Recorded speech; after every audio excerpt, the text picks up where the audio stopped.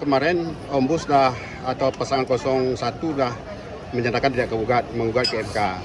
Kan orang-orang banyak mengucap selamat. Apakah Syekh Muharram juga ingin mengucap selamat kepada Muallim Defa yang telah terpilih ini?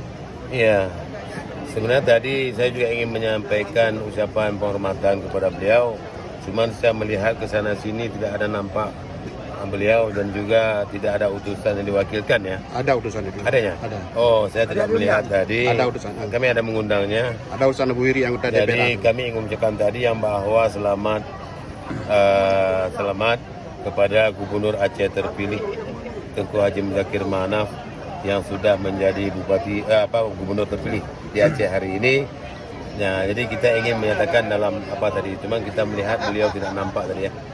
Ya, Apa ada rencana kapan mungkin mau bersilaturahmi? itu nanti akan diatur oleh tim. Ya. Karena kita satu sebenarnya. Ya. Iya.